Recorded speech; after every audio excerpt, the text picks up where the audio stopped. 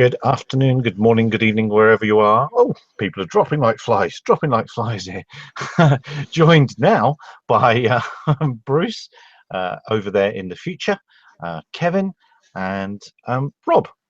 So we were just, before we started, discussing, I don't know if anybody else has seen Bruce's vlog. Nobody watches Bruce's channel, so it's very unlikely, dear viewer, that you've seen that today. But in his vlog, he mentioned some spurious sort of crash evidence. And Rob, do you want to pull up? Shall I pull up that one that you've just done? Let's have a look at this. We were looking at crash threads and claim damage.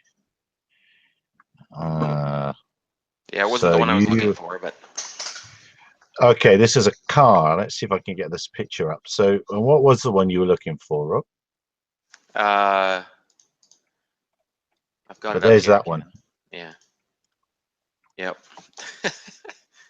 so that's a Phantom's done that, apparently. Yeah, but it seems to me like there's one too many dents. I don't know. Mm-hmm. Oh, a dent too far. And Bruce, topic that brought it up was in New Zealand, your Civil Aviation Authority are touting a ground incident picture as being real. Maybe you want to run through that one. You're muted, Bruce.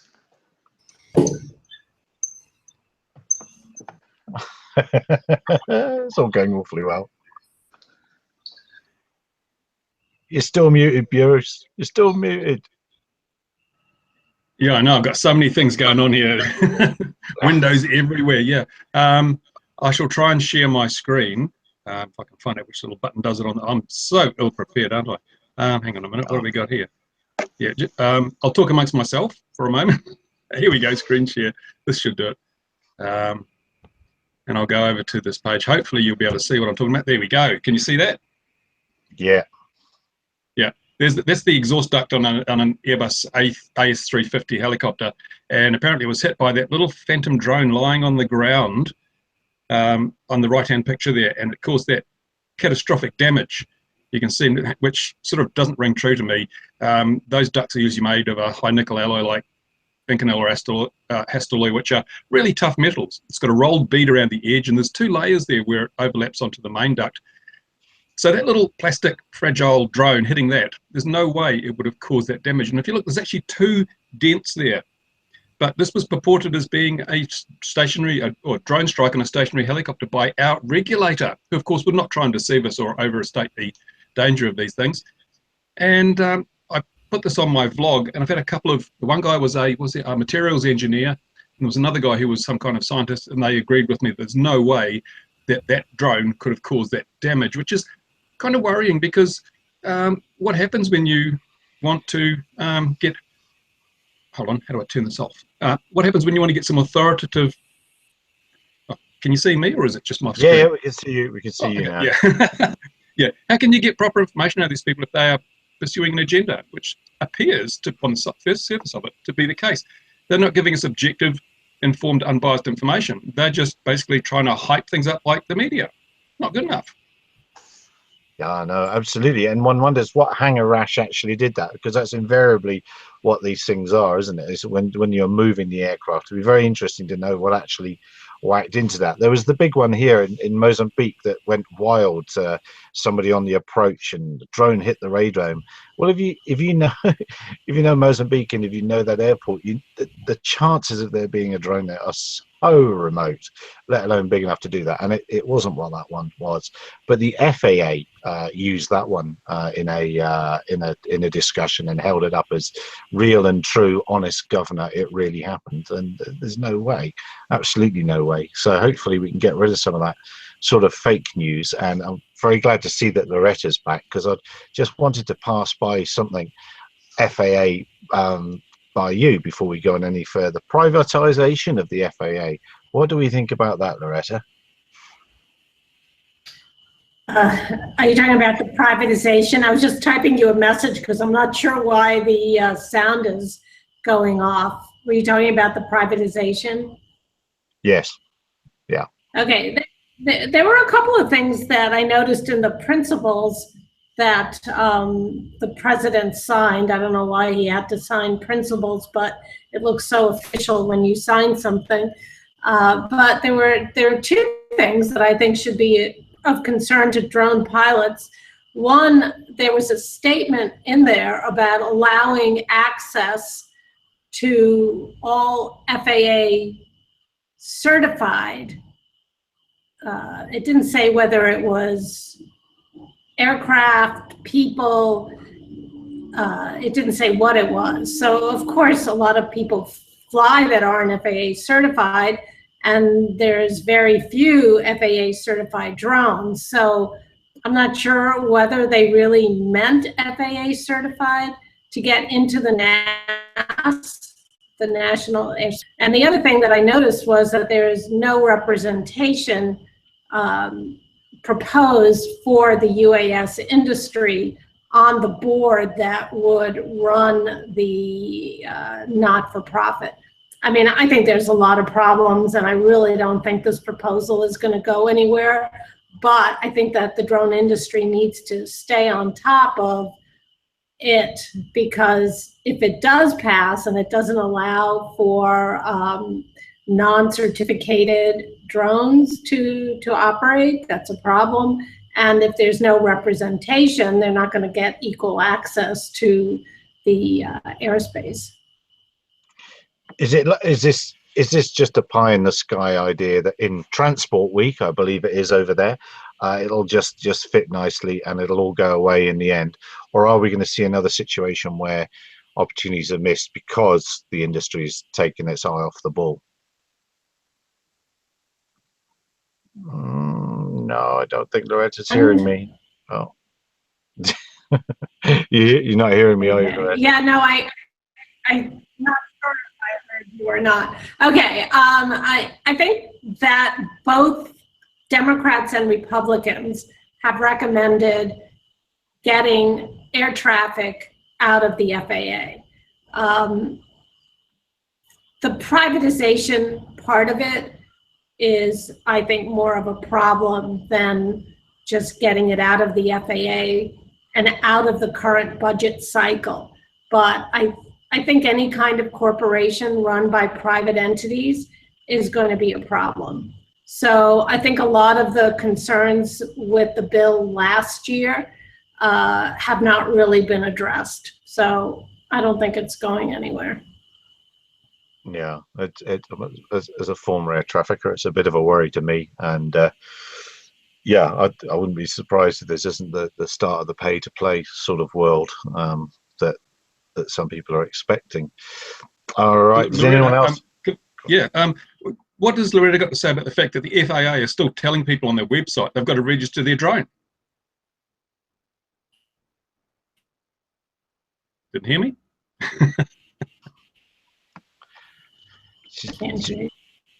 I think she's moved planet. She's somewhere else. Yeah. She's a lot further away than she was sign before. Language. What about sign language at work? Yeah, yes. Because if you go to their website, it says you've still got your driveways. Are you back? I'm going to ask her in chat. Yeah, ask her in chat. Good idea. Oh, so you just carry on, Bruce.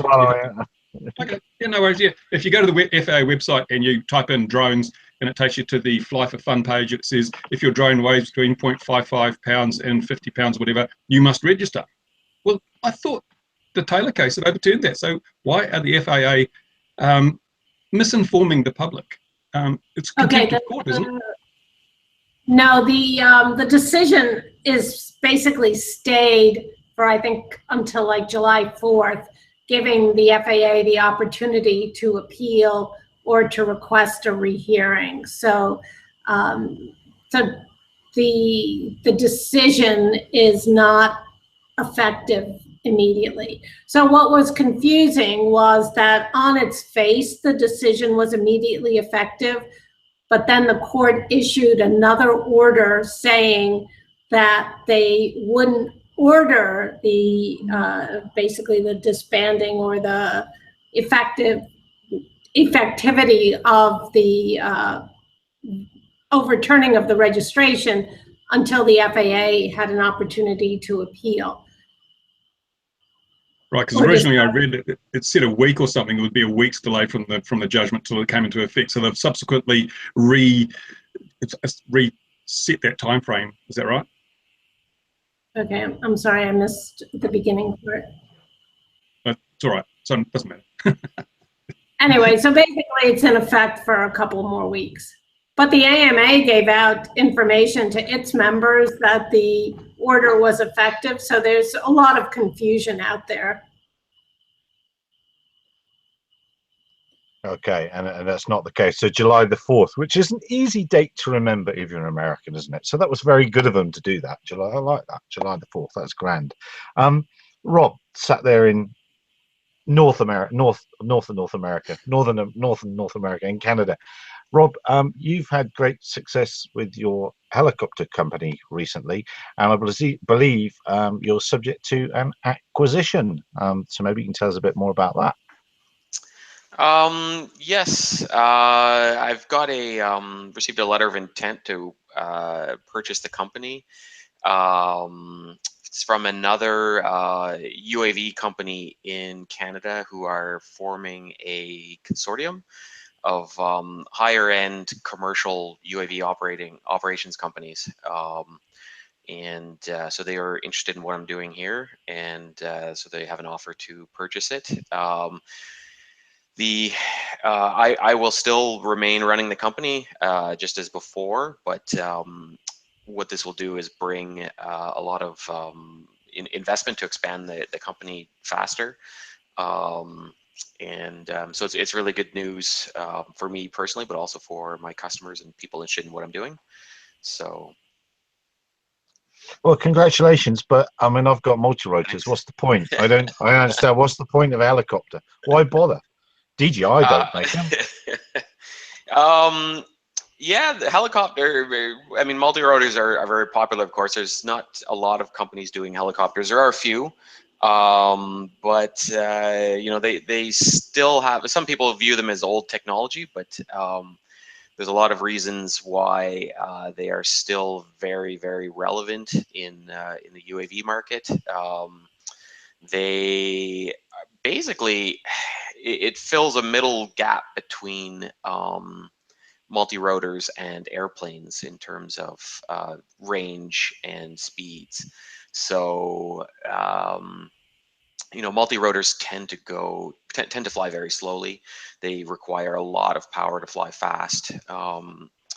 The helicopters actually require less power to fly at a moderate speed, about 15 to 20 meters per second, than they do in a hover, which is quite different from multi-rotors, which require more and more power. You know, I've got a large, you know, kind of a 15-inch propeller octocopter that I've had for years, and it hovers on about 35 amps with no payload. But if I just push it full forward 30 degrees and hold it, it only achieves about 13 meters per second, and it's pulling back 80 amps to do that.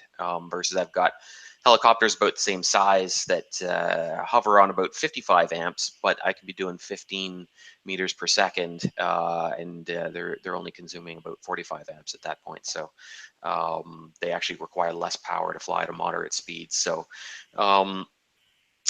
and you know, so they don't have the range of an airplane, but you know, you've got the benefit of vertical takeoff and landing, which is very important in many applications. So one of them that I've had a lot of success with actually is pulling these magnetometer birds through the air, which, you know, it's a sensor that is affected by the magnetic field of the vehicle itself, so it has to be hung several meters away from the vehicle to get away from the magnetic interference, because they're so sensitive. So they have to be hung, and people try to do it with multi-rotors with limited success. I mean, they can basically get them in the air, but they can't fly very fast at all. I know somebody doing it with a DJI M600 Matrice, the large hexacopter. You know, they're getting about, I think, about 15 minutes or so operation with this, versus with one of my helicopters, people are flying 35 minutes. And that's actually at about, I think, 6 meters per second versus 15 meters per second with the helicopter. So they can cover quite a bit more ground in a flight. So that's some of the benefits. You know, a lot of other cases where you might be taking up a large, delicate sensor, and the often harsh landings that you get with fixed wing UAVs. You know, you might want to try to avoid that. So. Yeah, obviously VTOL's the thing, isn't it, these days? And it seems like you haven't got a hat in the ring unless you're trying to lift the person this week, or separate lift thrust. Again, we were talking before we started. Um, Anyone like to mention any of the things we spoke about before we started? I'm going to take you can't hear this. There's jackal howling outside the door here. So the dog, bring on Q dog, is there's to tell that the dog is going nuts because he wants to go out after the jackal. So you're gonna have to sort something out about that in a minute. But yeah, there's some crazy things going on in the VTOL world. Somebody explain whilst I sent the dog to the jackals. Yeah, well, I guess I had mentioned that another week has passed, and so another company has announced they're working on a man-carrying electric multi-rotor. So there's quite a few people working on that.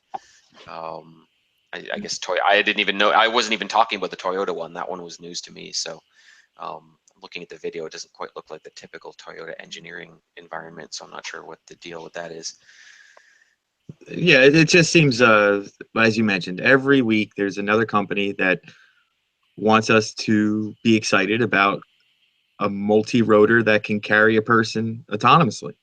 And, you know, it's something that we see all the time. And I really am not sure what that end game is. You know, I'd like someone to explain it to me.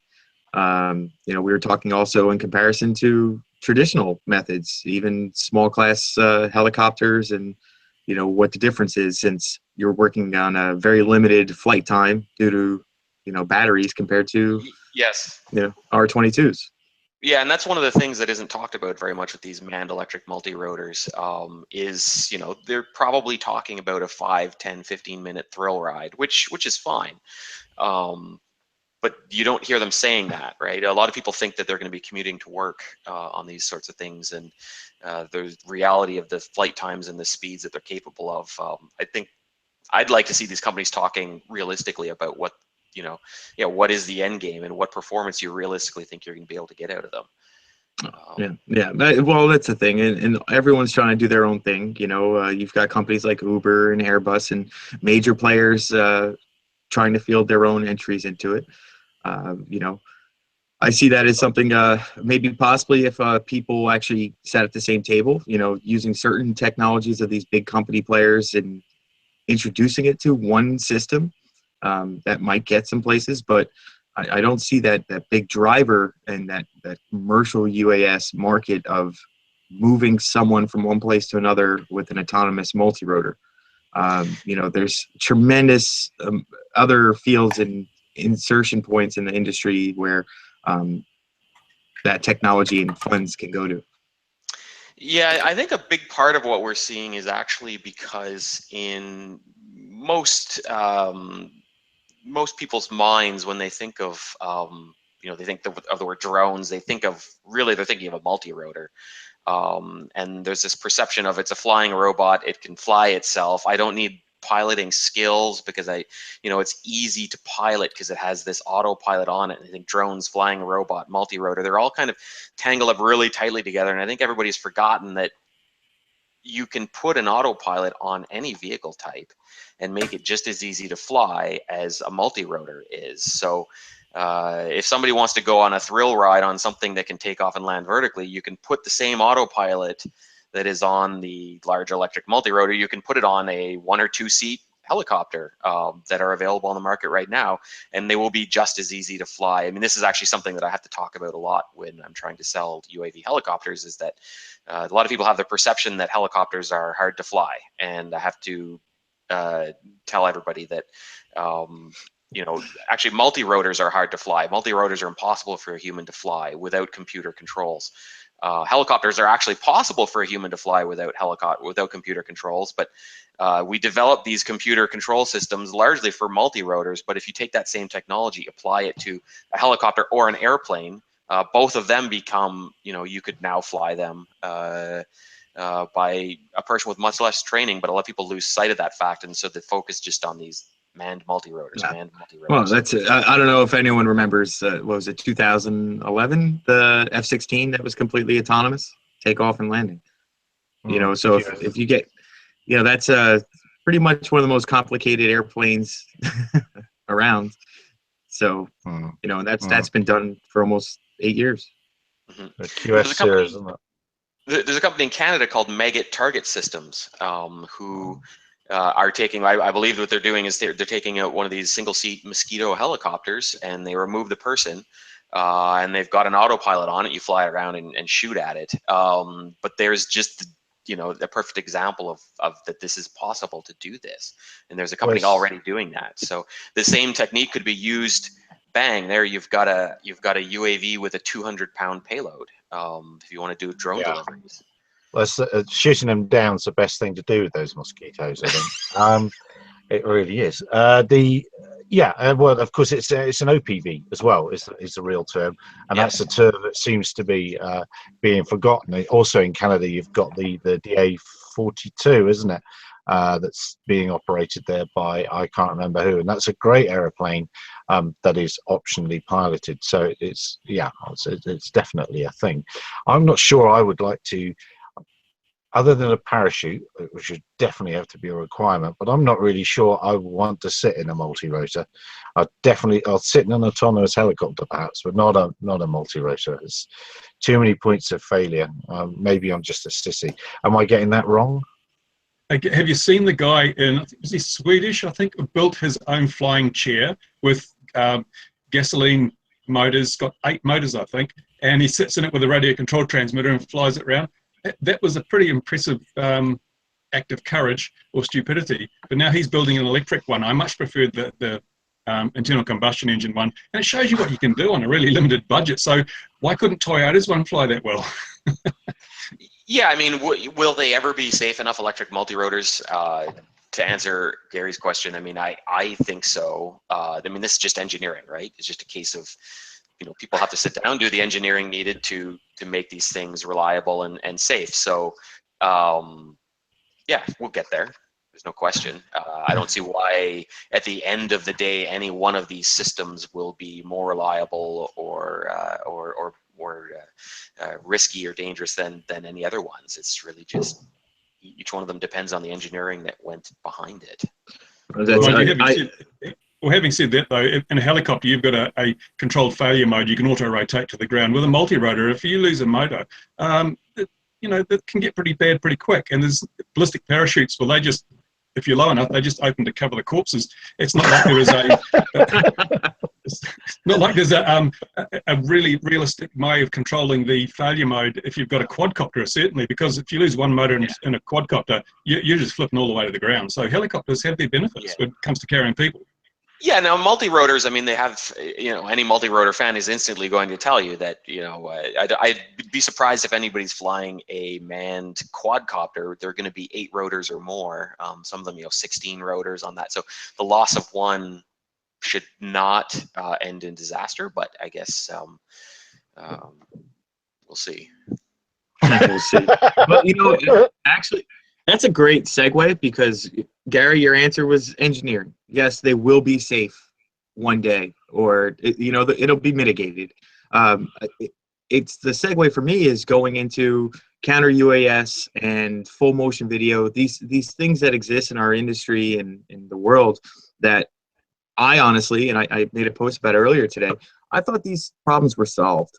I thought in the mid-2000s, some of these the anti-UAS or the systems that were deployed for IED detection and things like that were being deployed for UAS and full motion video and telemetry using MISP protocol. I thought that was solved by ESRI years ago. But today, there's these issues that exist. And I think it comes down to the focus, the funds, and the industry or the actual users trying to get these things fixed. So, you know, we can talk about that all you want. We can, if I kind of understood where you're going. What do you mean? What are you going for? Well, what I'm going for is just that we're talking about putting a person in a multi-rotor and flying them from A to B. And it's something that we are honestly talking about that is possible. We know of airframes that exist today that people can do this in. Why? You know, when you look at the thing where there are in-theater attacks by $1,000 drone that can kill a person, and the technology doesn't exist to stop that immediately, but we're also talking about flying someone from one rooftop to another. So I think there's a huge thing there that a lot of us need to be talking a little louder about when it comes to where these focus and real conversations should be pointed towards. Yes, it's very easy. Yeah, there's an awful lot of computer-generated designs out there, aren't there, that'll just never fly. And you mentioned Airbus earlier. I do wonder if they're actually serious, and I'm surprised that they are trying to crowdfund or crowdsource their designs originally with local motors, wasn't it? I mean, I found that bizarre. A company like Airbus knows exactly what they're doing. Quite why they need the community, I don't know.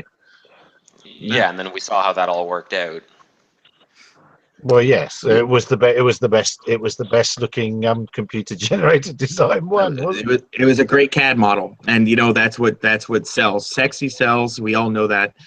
When it comes to the real world, you know, there are problems out there that just aren't sexy, and they don't get attention. So there are things out there, and my whole point was that you know, this conversation, and is it going to be safe? Absolutely. I think that eventually people can use the technology to fly, you know, from a rooftop to another, but there are things that are happening today that people should be posting about and crowdfunding and solving that, you know, should have been solved a long time ago.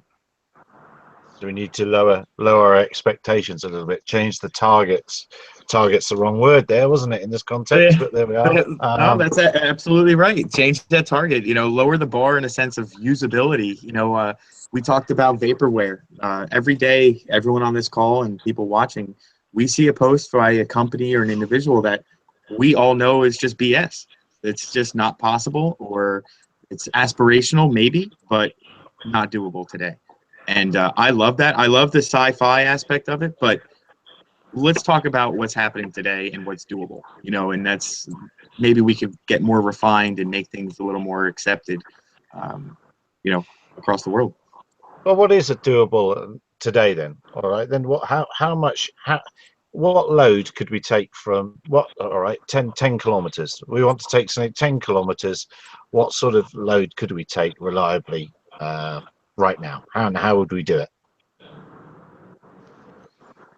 You mean like just a regular dead load on a multi-rotor? Yeah, 10 kilos, or 10 kilos with a helicopter, 10 kilos with a multi-rotor, 10 kilos with an airplane. How are we going to do it? How are we going to solve a problem today? Yeah, exactly. Well, look at what's been going on in Africa, specifically when it comes to medical deliveries. You've got two subjects there. You have the heavy load and heavy lift with autonomous flight. So, you know, beyond line of sight, heavy lift, and A to B. What about mine identification? What about certain dirigible UAS and the abilities to detect these systems, you know, using a heavy lift scenario that has a long time loiter? Those are things that we can do today.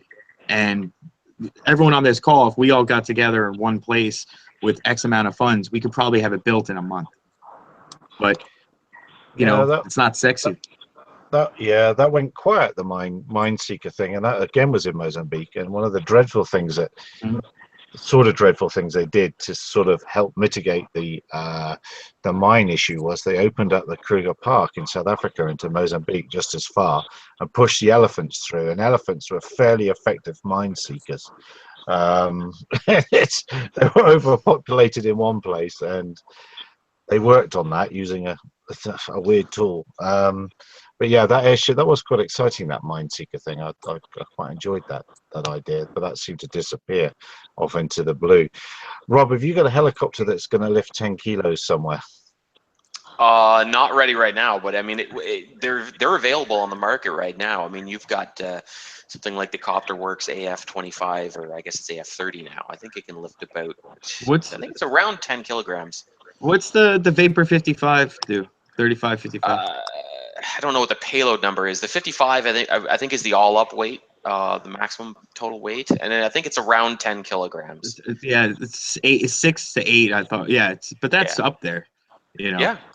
X-Fold, the largest X-Fold system can carry 22 kilos. It's like 40 pounds. Mm. And I'm not very familiar with that one, but so we can move 10 kilos around. So what are we going to make? What are we going to move that weighs 10 kilos that's worth doing? That's worth moving. Well, that's the the really important question is we've seen multi-rotors or whatever. Actually, it was the Amazon airplane multi-rotor thing. I don't even know what to call that. That delivered the shoes, right, for the dog. That are shoes really important enough to be doing that with? I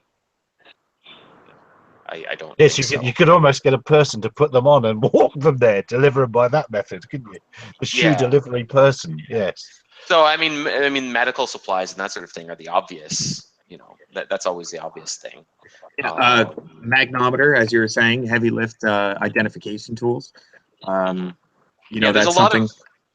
There's a lot of attention right now in the market on flying around with a camera, but there's a lot of other things that we can fly around. A lot of other tools that are useful. So, this camera thing, I think it's actually the easy thing, which is why there's so many people doing it. But there's gonna be lots of other things coming.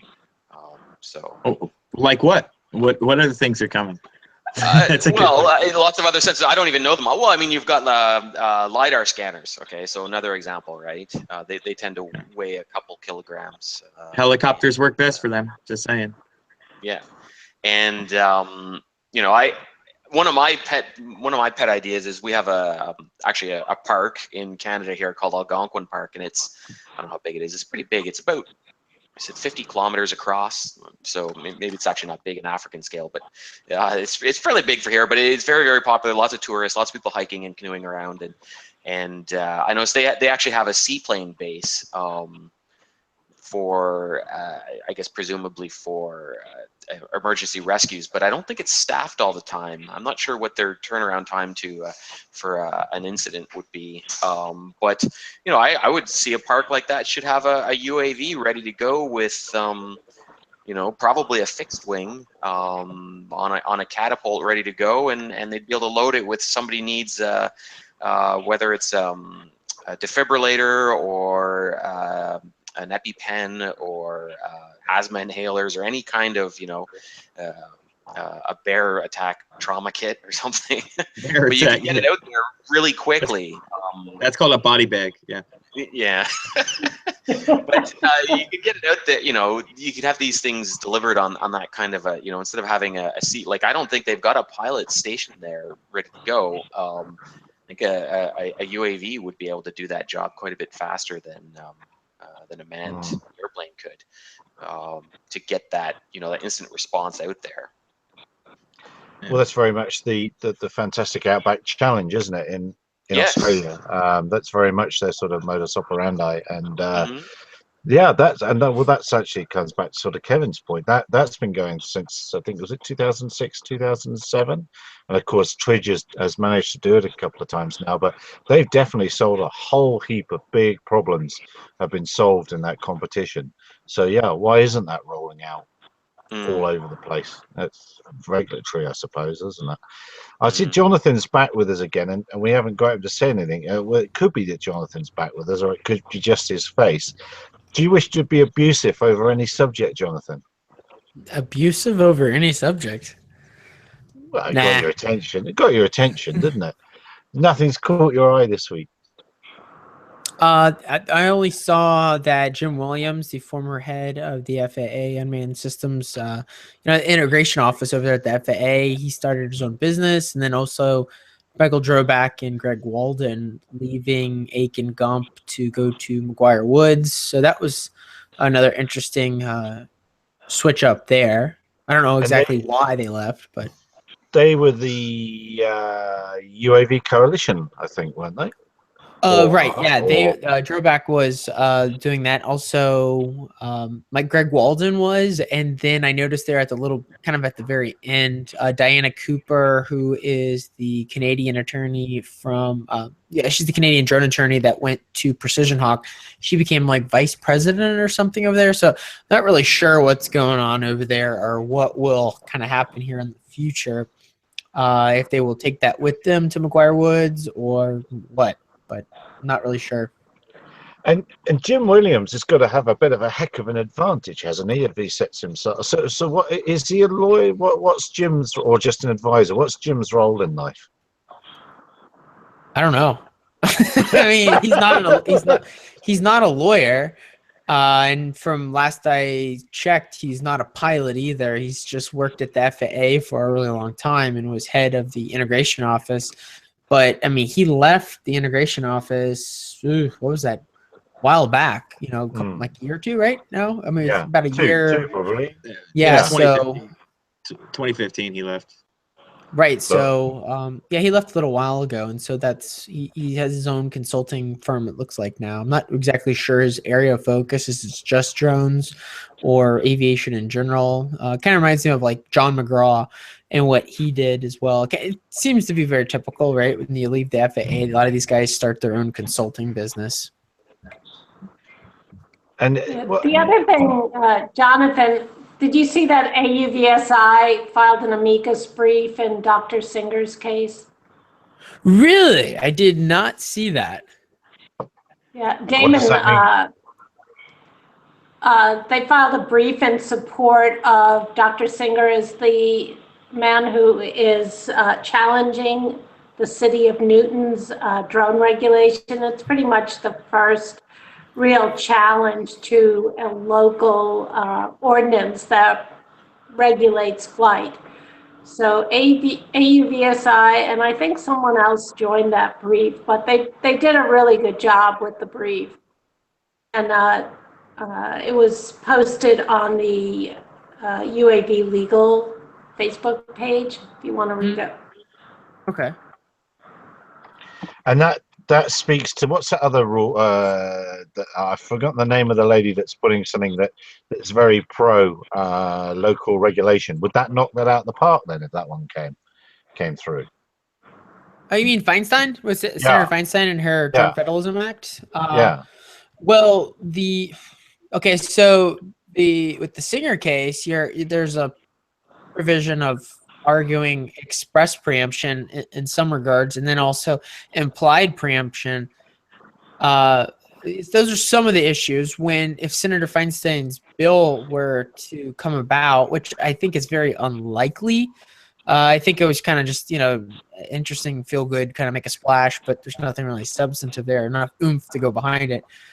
If that were to pass, then the FAA would actually kind of create specific carve-outs for where things are like unpreempted, if you will.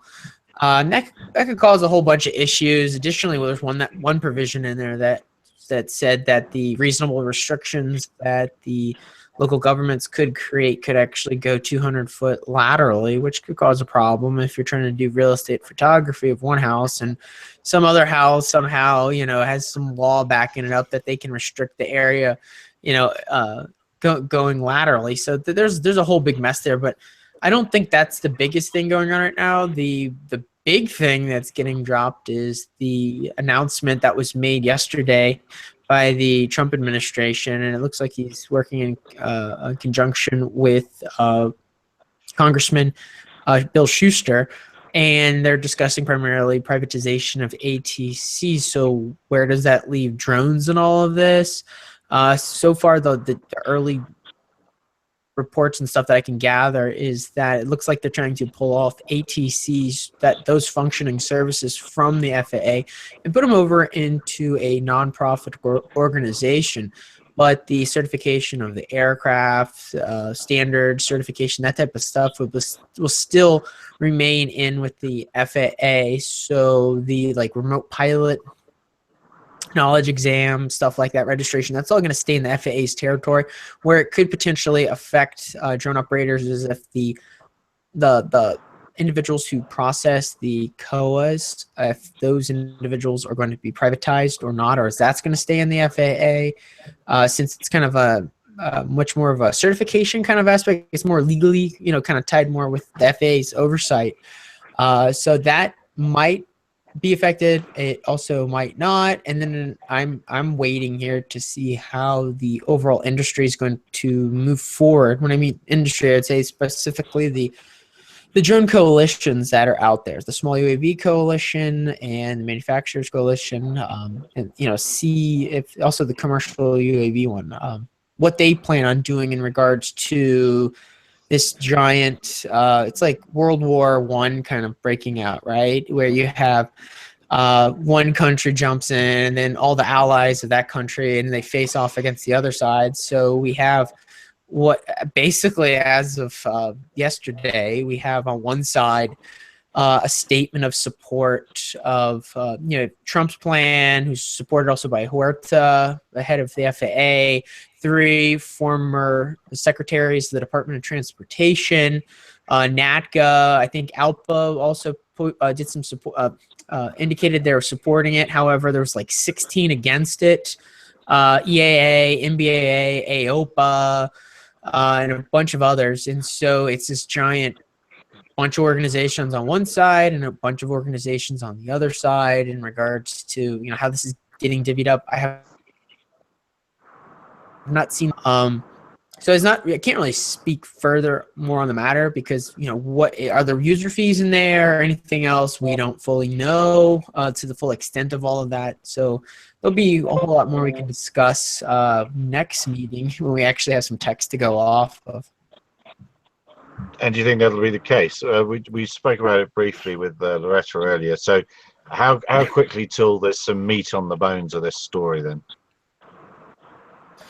I heard that there was actually supposed to be a meeting of some sort going on to actually tomorrow in the Senate. Yeah, I haven't seen anything else other than that. Something's going to have to drop here shortly, and we're going to start either in the Senate or the House. Most likely it's going to be in the House with Congressman Schuster, and then they're going to introduce that bill and then try to move it forward. I did not see anything as of when I checked on the internet as of yesterday. With him introducing anything, but it's imminent at any given point that will be getting dropped, and then that will be the major discussion going on coming up here. So, how does that play into all of this? Well, I mean, you have the Taylor situation, which caused some, ruffling of feathers, and people were concerned that the FAA or other individuals might be trying to undo the protections in 336, right? But now with this giant discussion over the privatization of ATC, which is a much bigger issue in the eyes of many of the individuals who would want to get rid of 336, they might be much more preoccupied with that than trying to get away with 336. So that might be beneficial for the model aircraft community and the protections of 336 regarding the commercial aircraft guys. The commercial drone guys, they might be much more pro privatization of ATC so that they can actually kind of build out an overall automated like UTM system, because maybe the private entity will want to do the UTM as opposed to the FAA, who's has had a hard time going about doing like at least next gen, but also kind of keeping in mind just those numbers that we just briefly talked about a little bit ago about the remote pilot numbers and stuff. Is that really worth building out? But they might want to start building out because they can see in the future, and maybe with some funding of like Google or Facebook or Amazon, who would benefit much more from a business model with UTM, they might get in on it. So you might see the drone guys signing with airlines and one issue. So I don't know, it's going to be interesting just kind of looking at that and seeing also how some of the constituents, like some of these organizations represent both sides of their constituency, like AOPA.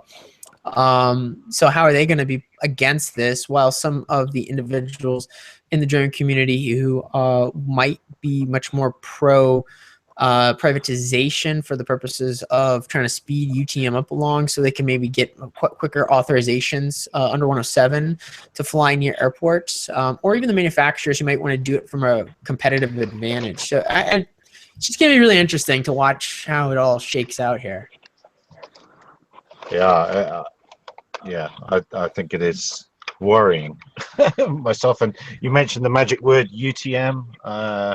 That strikes fear into me in some ways. Never mind, I'm not a commercial drone operator, so I don't care. I don't care if it becomes pay to play. It doesn't affect me, but it will if it will affect my model flying, because all the airspace will be sewn up. But UTM does seem to me the danger buzzword of the moment, or the positive good thing. And I think you hit the nail on the head there, saying a private company would probably be very happy to take over that UTM element. That's probably very telling, actually. So well done you for spotting that. Time is advancing. Time is moving on. Is there anything else that anyone saw this? Anyone see anything else this week they want to go through or talk about? Just trying to tempt Bruce out there. I thought he had something to say. It's been a very quiet week, hasn't it? It has. It has. I've heard that that quite a few manufacturing numbers are down. I see that Unique have got a new CEO as of today, so hopefully they're going to be starting paying their bills in China, because I understand there's been a few suppliers not paid over there and issues in that regard. And I see your what I must say, Bruce, is I really enjoyed your second part of your aerodynamics things. That was really great on the aerodynamics of flying wings. I did learn a great deal about that, and that's worth taking some time to go over and see. Which one of your two channels is that one on? It's on my RC Model Reviews channel. I'm wondering, this sort of quiet thing, is it a sign that the industry is maturing? Usually industries are sort of full of news, and every day there's new releases and buzzwords and people doing crazy stuff. And then as an industry matures, it gets quieter and quieter, and people just get on with the job of getting on. Is that what's happening here? I definitely think that's happening. I mean, I notice it myself. I used to not be able to go more than a couple hours without checking DIY drones or something to see, what was new and cool happening. And now I go days without bothering to look. There's a lot more reasons behind that, but there really, there is just not that much new stuff happening every day anymore. Yeah, should we send Mark Garneau some Valium? Because he seems to be having a hard time, doesn't he? Having nightmares over drones, Don't get me started, because And I think it is quietening down, and we are getting to numbers. I won't flash the numbers up on the screen because it stops the moving around nicely between people. But the number of Part 107 pilots is well below what the FAA expected it would be, and more than that. The line isn't doing that. It's flattening off, and that I find very interesting. It's probably two things. It's people realizing there's not quite as much money in it for them as they thought there would be, or it's as easy as they thought it would be, and really there wasn't that interest, as greater interest as people thought. And I think we're only hopping the skip away from actually the machines doing it all themselves, and there'd be no need to have an RPL in the loop at all. He'll be the dangerous part of the whole thing, is having the licensed person. Rather let the machine get on with it. I don't know, how far away do you reckon we are from that, Bruce? Sorry, hit the wrong button. I don't know, actually. It's interesting because look at cars. We're going driverless cars. No one really cares about that. But you could be driving down the freeway and there's driverless cars around you. When I say driverless, self-driving cars, you don't know if the guy behind the wheel is actually doing the driving or not. No one seems to care. There's no mad hysteria about it. So I think we're going to adopt or accept the fact that these things can fly themselves. They can fly themselves, as you say, more safely than when you've got wetware in the loop. And it's only a matter of time before automation just takes over. That's a really, really good point, though, Bruce, because one of the Tesla cars is they're not legally allowed to drive without the driver being prepared and ready to take over at any time.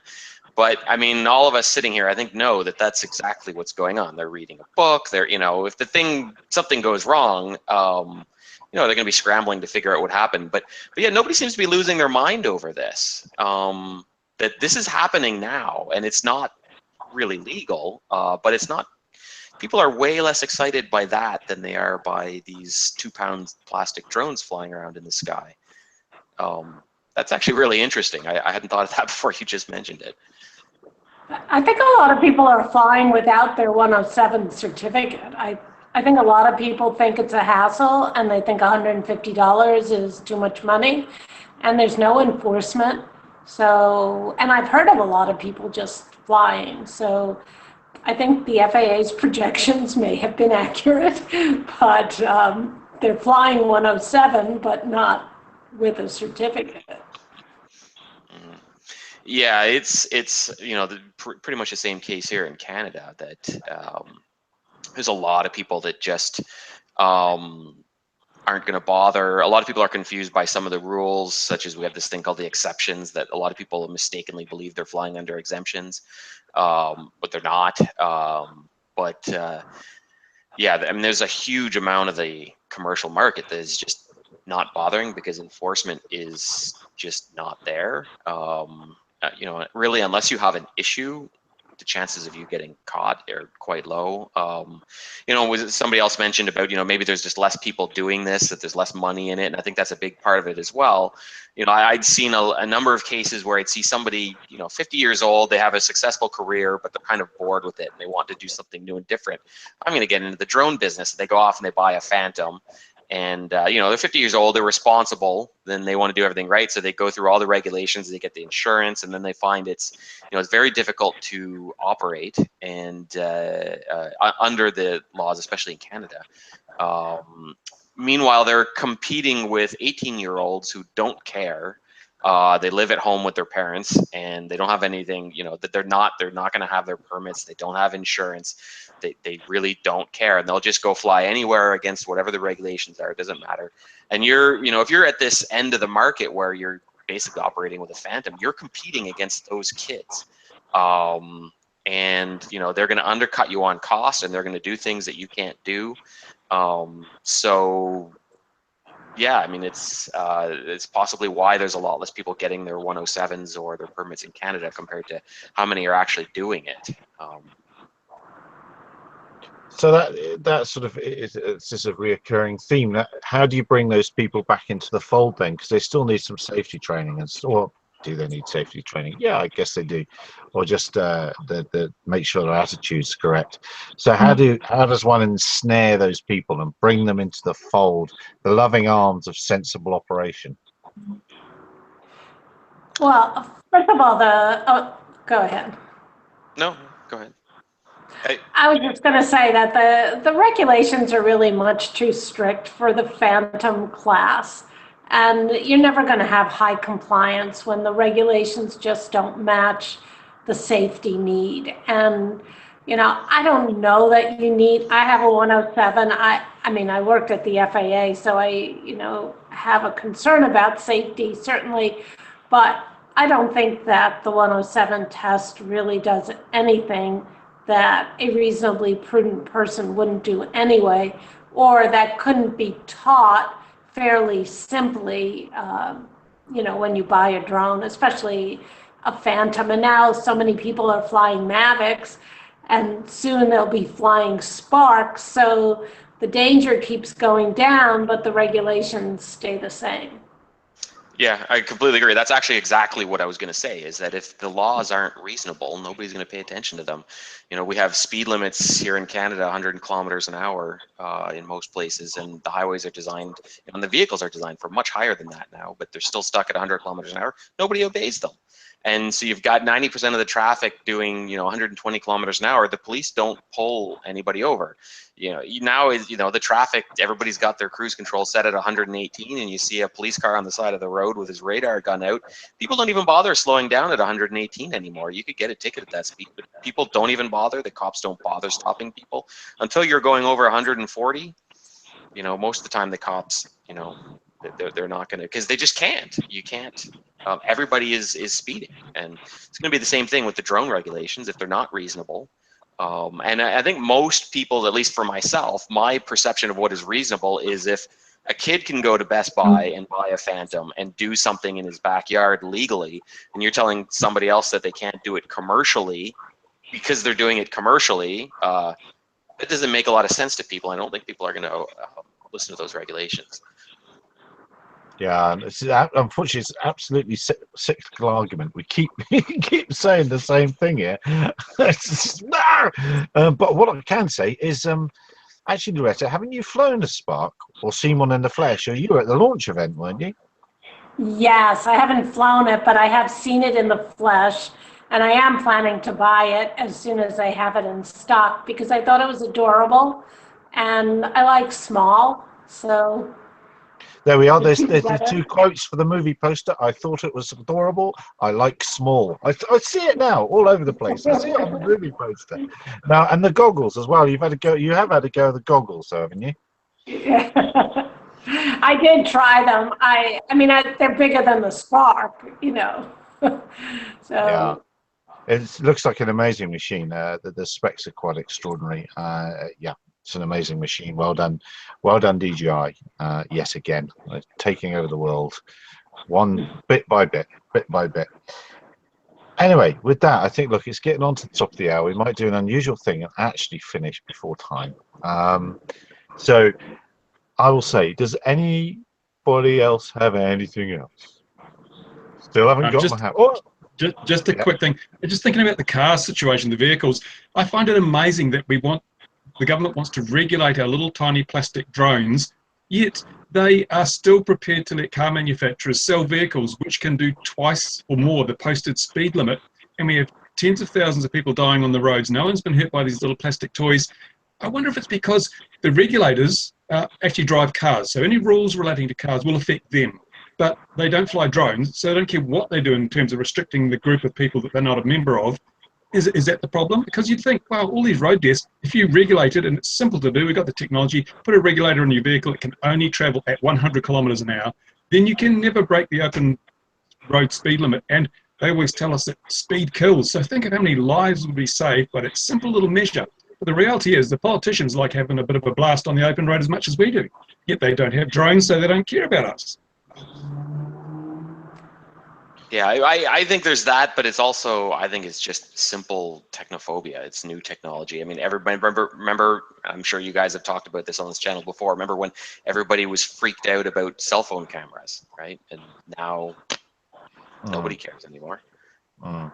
Yeah, the privacy thing that keeps coming up, it does strike me as madness. My camera on a stick that no, I wouldn't do that. There's many other ways of having persistent intelligence gathering solutions for next to no money as well. It is crazy, isn't it? All of that. Sorry, last time I raised the hammer. I've got to get one of those gavels, haven't I? I'll say thanks very much to everybody. Thank you, Loretta. Thank you to Bruce. Thank you very much over there to our man in Canada, and the disemboweled, the headset, the non-talking. Oh, yes, there's Jonathan. Thanks, Jonathan. Yeah, very good. Thanks very much, everybody. Dear viewer, please subscribe, tell your friends, do all those other things I'm supposed to say. Until next week, 2100 GMT. I bid you farewell. Have a very safe remainder of a week. Cheers, everyone. Bye-bye. Ciao.